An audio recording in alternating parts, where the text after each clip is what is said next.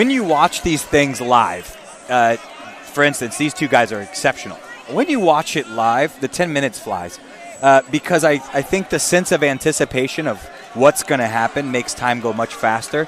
And we're about to get started. Yes, the time definitely flies with these two. And this is what... and immediately, Mikey going on this straight ankle lock. Yep.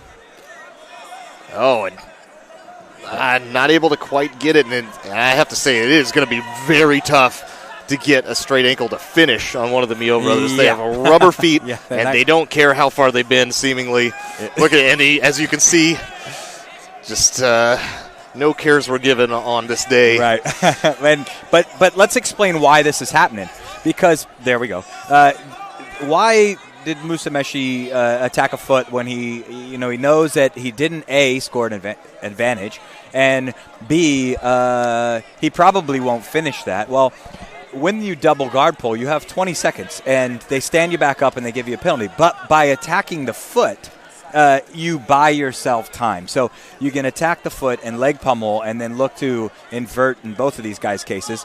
It buys you time. So that's why he elected to do that strategy. And you can see Miyao going right back after a footlock of his own. Yep. Now they're both going for footlocks. Actually, both in pretty decent positions. Miyao in a very good belly down, and he's using his shin to bend the leg of Musumeci, and that could be a very tight footlock. Yeah. Musumeci also someone that's not easy to tap to straight ankle locks. But the two of the worst there, Miyao has the better footlock attempt, had anyway. Now it's about equal with Musumeci's shin coming across. But, before that happened, Joao had definitely had quite an advantage on that footlock. A lot more leverage against the bent leg of Musumeci. And they literally have the exact same footlock. Both have short hook on the bottom side. And so now Musumeci pushes through, pushes his own footlock off, and now he's going to go after a belly down footlock. Yeah, Joao doesn't seem to care, but that could give Joao the back. If you can't finish those footlocks, a lot of time, if you stick on them too long, the back is available. That's exactly what Miyao was looking for. Now trying to set up an Estima lock, which is a much higher percentage finisher. If he has this locked in pretty tight, and you can see Mikey might not be too worried about it, but he lets go of his own footlock, so that would indicate to me that there's a bit of pressure on that one, and it looks pretty bent. Yeah, that was... Well, doesn't seem to care. I think that went on for a little split second, and he was awarded an advantage there, Miyao. And it's a bummer that they're going to restart it on the feet, because Musumeci pulling off to that cross-body straight ankle lock, which can be very, very strong. A bit of a higher percentage finish on that one, so they're going to give them another penalty for passivity as they both sit back to double guard pull. So we might actually see a double DQ on this one if things keep going. Although I have to say, Musumeci going after the legs every time, and sometimes it's not even a double guard pull. He's got a belly down footlock like now, and Miyao has a valid Estima lock here. Yeah. It's really tough to say that these guys are passive. This is not an unexciting match. No, they're both cranking away. And on now the legs. Now Miyao with this crossbody straight ankle. Well, they both have the crossbody. Musumeci's got the shin in there as well. This could be easier to finish from this one, especially if you can really keep that leg bent. Yeah, right now Miyao's up by one advantage as well, so we'll have to watch that. Miyao's starting to lose the foot. Yeah, when it goes flat on the ribs, then they are out. They can just push, kick you away. Here's the third. So this is going to go to – there should be points, Yep, one more, and it's going to be DQ for both guys. So they're going to give points to the opponents, correct? So it's hard to see the scoreboard from here. Yeah, it's going to be – I think it's going to be 2-2 for both guys. So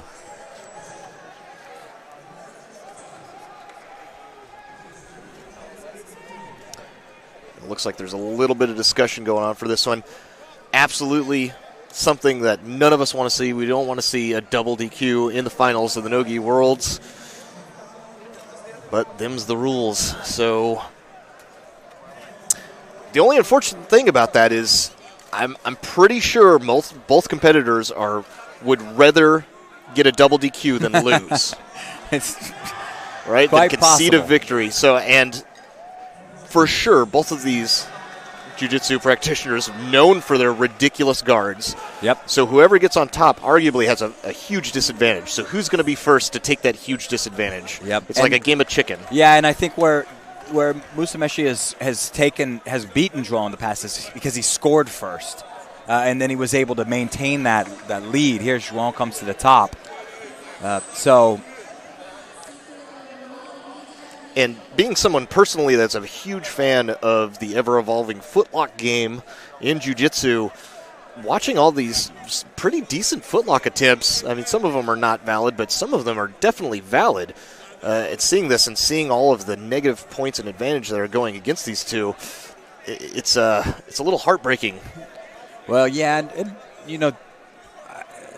these leg locks are tight, but there are certainly better leg locks that could be had in different leg positions that would ensue different damages than what these gentlemen are putting on. But both are definitely cranking away with maximum effort. Yes, and neither of these guys are new to footlocks or the whole footlock game. Miyao pushing on the neck there. I don't think it's legal to necessarily have a thumbed grip around the throat like that. But Musumeci's going to stand up, Yeah. and I think he's going to get 2 for that. He is, so it's Yep. 4-2 now because Joao actually had come up to insinuate he was the passer. And now Musumeci scores 2 and right back on the foot. Sit back down. It's good attempt he's got here. He's got double feet on the hips, Yep. which is a popular old school way to finish this one. The short hook underneath, left foot on the hip, and is doing the right thing by pushing away and keeping his hips out backwards, but he's got good pressure there. Ends up returning right into guard, but he's in a very good sweeping position. Yeah, he's going to try to pull into this waiter sweep. Doesn't make that happen, but he pulls Joao into 50-50.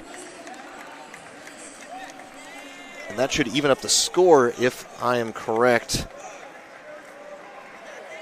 Oh, and you can see that heel just ripe for the taking, but heel hook's not legal in this tournament. So going back on the legs.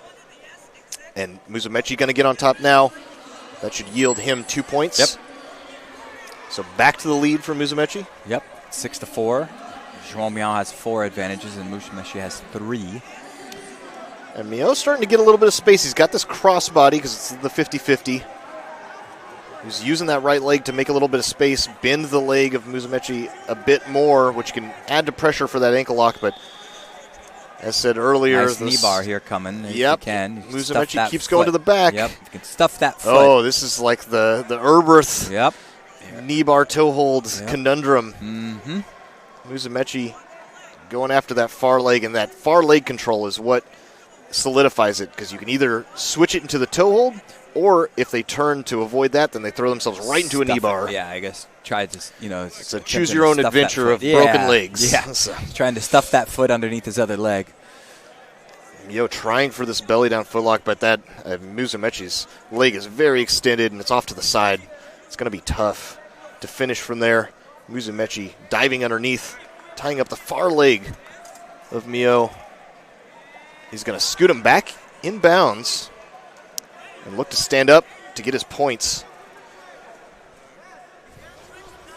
Miyao gets up, though, and they're going to reset them back in the center. A bit close to the edge on this one. All evens.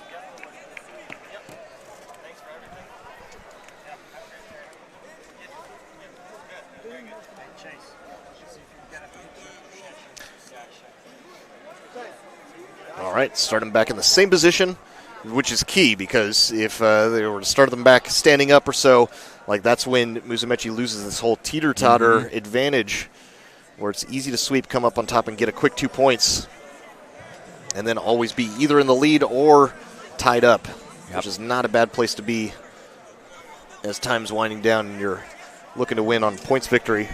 Going after a footlock himself. Now, at this point, would you say that the footlocks are just for advantage? I think that they mainly are, for sure. But this toe hold is actually could be a little bit better. He doesn't have the best control over the hips or the leg. On his left side, he doesn't really have good. Now it's getting better. But now he's got this calf crusher on the far side. This could actually be a finisher. Yeah. It's a tricky tangle that he's got here, and he could also use the calf crusher to come up and move to the back of Miyao. Yep.